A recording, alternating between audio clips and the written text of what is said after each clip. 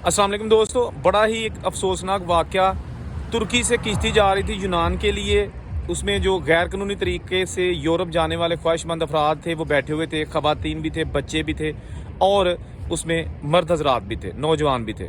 वो किश्ती डूब गई और उसमें एक पाकिस्तानी फैमिली जिसकी शिनाख्त हुई है, हस्बैंड वाइफ और उनके 4 बच्चे, वो बेचारे इस दुनिया से चले गए। जी हाँ, उनका ताल्लुक कोयटा हज़ारा बरादरी से था और उनकी सारी तफसील आपके साथ मैं शेयर करता हूँ। लेकिन आप ये देखिएगा कि ये इंसानी स्मगलर्स जो है ना, वो किस तरह लोगों की मजबूरियों से फ़ायदा उठाते हुए उनको ख़तरनाक तरीक़ों से सुहाने ख्वाब दिखा कर उनकी मजबूरियों से फ़ायदा उठाते हुए, उनकी गुर्बत से फ़ायदा उठाते हुए मौत की वादी में धकेल देते हैं। और ये सिलसिला रुक नहीं रहा, इसमें ख़तरनाक हद तक इजाफा हो चुका है।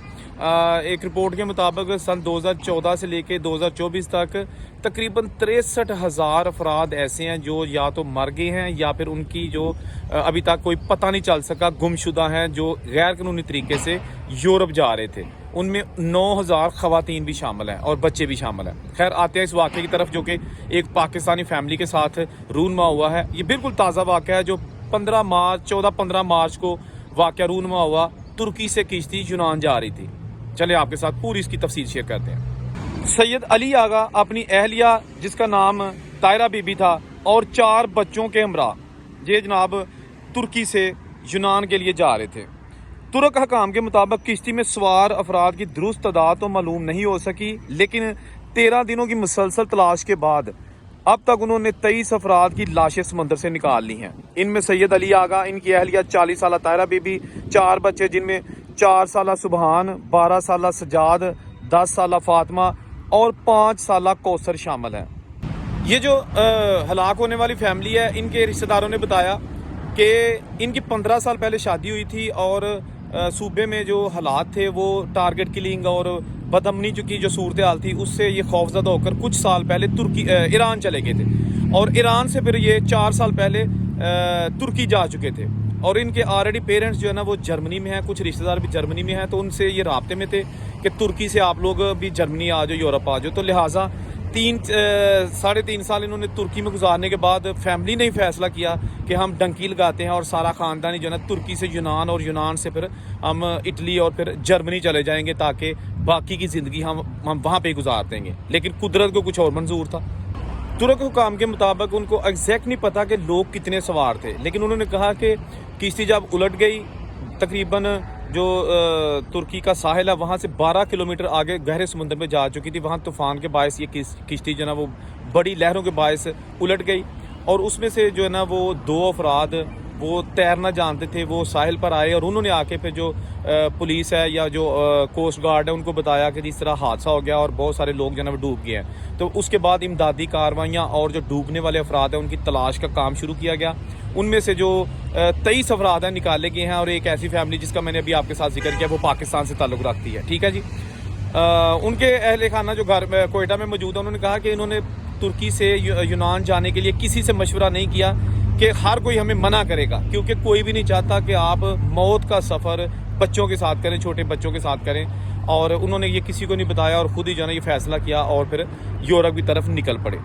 कोयटा का इलाका हज़ारा टाउन और अलमदार रोड ये कैसे इलाके हैं कि जहाँ पर हज़ारा कबीले के ख़ानदान के कोई ना कोई अफराद बैरून मुल्क सेटल्ड हैं। कोई यूरोप में है, कोई ऑस्ट्रेलिया में है और कोई दूसरे ममालिक में जाके आबाद हो चुका है और वो राब्ते में है। इसलिए वो अपने दूसरे लोगों को भी जो है ना वो बाहर माइग्रेट होने का मशवरा देते रहते हैं, क्योंकि वो राब्ते में होते हैं। इसलिए बहुत सारा जो हज़ारे कबीले के लोग हैं ना वो बाहर के मुल्कों में या तो चले गए हैं या जाने की ख्वाहिश कर रहे हैं। जब इस पाकिस्तानी फैमिली की लाशें मिल गई और इनकी फैमिली पाकिस्तान में जब उनसे रब्ता किया गया, उन्होंने कौंसल जनरल जो वहाँ पे तुर्की में है यानी कि सफारत खाना वहाँ रब्ता किया, तो उन्होंने कहा कि इसके लिए ख़र्चा बहुत है, यानी 6 अफराद की लाशें पाकिस्तान भिजवाने के लिए बहुत भारी रकम चाहिए। लिहाजा जो पाकिस्तान में रिश्तेदार हैं उन्होंने फिर फैसला किया कि हमारे जो ख़ानदान वाले हैं जो इस दुनिया से जा चुके हैं उनको तुर्की में सुपुर्द खाक कर दिया जाए। लिहाजा आप देखें कि ये जो बदकिस्मत ख़ानदान था इसको मरकर भी अपने मुल्क में जगह नसीब नहीं हुई।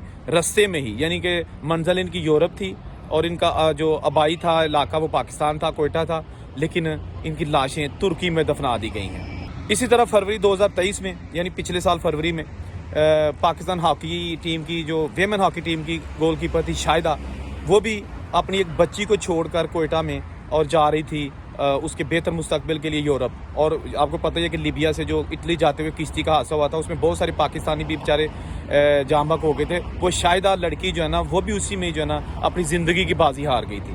تو اس طرح یہ واقعہ جو ہے نا افسوسناک واقعات ہیں وہ آئے روز کوئی نہ کوئی جنم لیتے رہتے ہیں اور یہ سلسلہ بالکل رک نہیں رہا. حکومت پاکستان نے بہت سارا محاسبہ کرنے کے لیے ایک آپریشن شروع کیا تھا اور جو انسانی اسمگلرز تھے ان کو گرفتار بھی کیا, ان کے خلاف آپریشن کر کے ان کی جو ایک نیٹ ورک تھا اس کا پتہ بھی لگانے کی کوشش کی. لیکن یہ اتنا مضبوط نیٹ ورک ہے, اتنا مضبوط مافیا ہے کہ یہ آج بھی اپنے اسی آب و تاب کے ساتھ لوگوں کی زندگیوں کے ساتھ ان کے پیسوں کے ساتھ کھیل رہے ہیں. دسمبر 2011 میں بھی ایک کشتی انڈونیشیا سے آسٹریلیا کے لیے جا رہی تھی, کیونکہ انڈونیشیا سے آگے پھر آسٹریلیا ہی ملک ہے.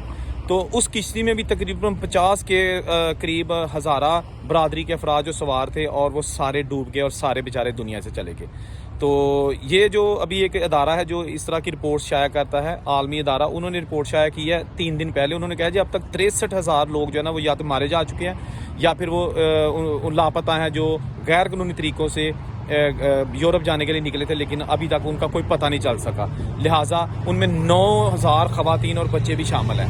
کتنی افسوس کی بات ہے کہ اتنے زیادہ تعداد میں لوگ اپنے اپنے ملکوں میں ستائے ہوئے, کوئی مہنگائی کے ستائے ہوئے, کوئی لا اینڈ آرڈر کے ستائے ہوئے, کوئی ٹارگیٹ کلنگ کے ستائے ہوئے, یہ سارے لوگ جو نکلتے ہیں اس کے بعد پھر ان کی منزل کا کوئی پتہ نہیں چلتا. بہت سارے لوگ ہیں جو رستے میں رہ جاتے ہیں اور کچھ لوگ نکل جاتے ہیں اور وہ باقی زندگی جو ہے نا وہ اسٹرگل میں گزار دیتے ہیں. کیونکہ اگر آپ پہنچ بھی جاتے ہیں اپنے کسی یورپ کے ملک میں تو وہاں پر اپنے آپ کو سیٹل کرنا آسان کام نہیں ہے. ہم بیرون ملک رہتے ہیں, یہاں پر بہت زیادہ پرابلمس ہیں.